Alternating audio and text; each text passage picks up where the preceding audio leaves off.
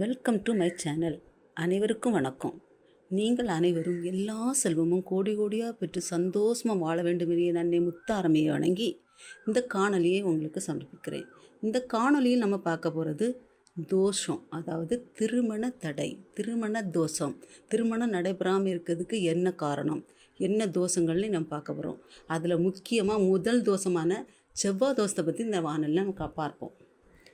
செவ்வாய் தோஷம் ஒருத்தருக்கு ஜாதகத்தில் இருந்தால் அது என்னென்ன பண்ணும், எப்படியெல்லாம் அவங்களுக்கு வாழ்க்கையை சீரழிக்குங்கிறத நம்ம இப்போ பார்க்க போகிறோம்.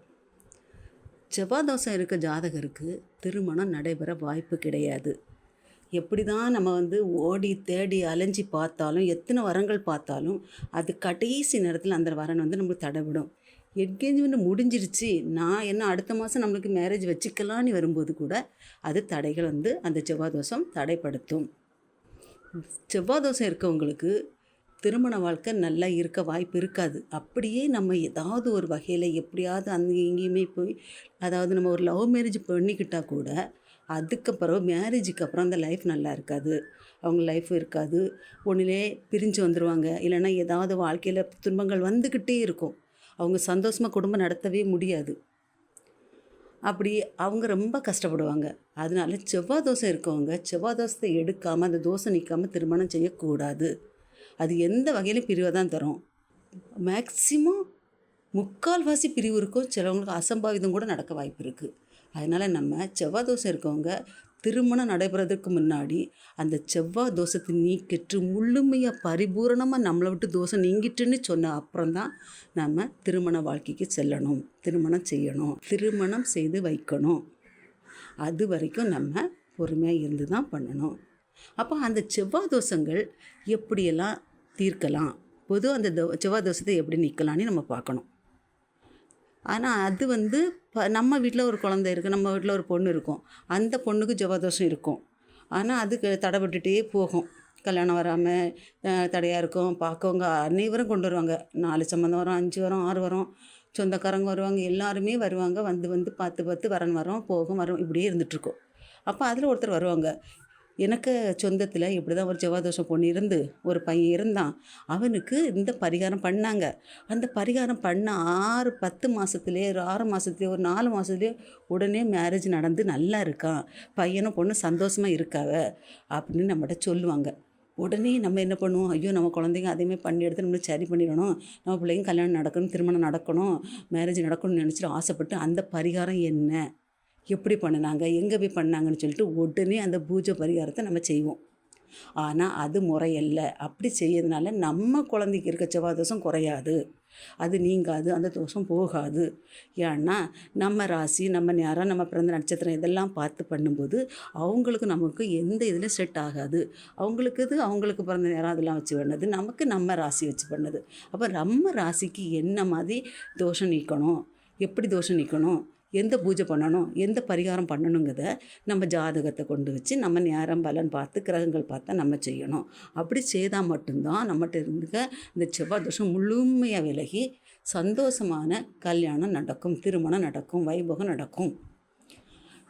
செவ்வாய் தோஷத்துக்கு பொதுவான எப்படின்னா பொது பலன், அதாவது பொதுவாக எப்படி தோஷம் நீக்கணும் அப்படின்ட்டு நிறைய பேர் பண்ணலாம். பொதுவாக பண்ணக்கூடியது அதை நம்ம இப்போங்க பார்ப்போம். செவ்வாய் தோஷம் முதல்ல எப்படி வரும், அதாவது ஜாதக கட்டத்தில் லக்னம், ராசி மற்றும் சுக்கிரனுக்கு 2, 4, 7, 8, 12 ஆகிய இடங்களில் செவ்வாய் கிரகம் இருந்தால் அது செவ்வாய் தோஷம். பொதுவாக செவ்வாய் தோஷம் இருக்கவங்களுக்கு திருமணம் தடைபடும். அவங்க என்ன பண்ணனா, பொதுவாக செவ்வாய்க்கிழமையில் ராகு வேளையில் சுப்பிரமணிய பகவான், அதாவது நம்ம முருகப்பெருமானுக்கு சிகப்பு அரளி சாற்றி வழிபட்டு வந்தால் நல்ல முறையில் அந்த தோஷங்கள் நீங்கும், அந்த செவ்வாய் தோஷம் நீங்கும். இது ஒரு பொது பலன். ஆனால் இப்போ எப்படின்னா, இது இப்போ செவ்வாய் தோஷம்னிட்டாலே உடனே என்ன பண்ணுறாங்கன்னா, குருக்களை வச்சு உடனே அவங்க ஒரு திருமணத்துக்கு என்னென்ன தேவையோ அனைத்து பொருளையும் வாங்கி திருமணம் செட்டப் பண்ணி அதில் மணமகனையோ மணமகளையோ உட்கார வச்சு வாழை மரத்தை வெட்டிட்டு அதில் வச்சு அதுக்கு தாலி கட்டிட்டு அப்புறம் அந்த வாழையை வெட்டி போடுறாங்க. இப்படி ஒரு ஐதீகம் நடத்துகிறாங்க. இந்த மாதிரி ஒரு வழிமுறைகளை எந்த ஒரு நூலிலோ முனிவர்களோ முன்னோர்களோ நமக்கு சொல்லித்தரல. இது உண்மையானதல்ல. இது தோஷம் போக்கும் வழி அல்ல. சில ஏன்னா அதுவே வெட்டப்பட்டது. உயிரிழந்த ஒரு இதை கொண்டு வச்சு உயிரோடு திருமணம் பண்ணும்போது அதுலேயே அது முடிஞ்சு போச்சு.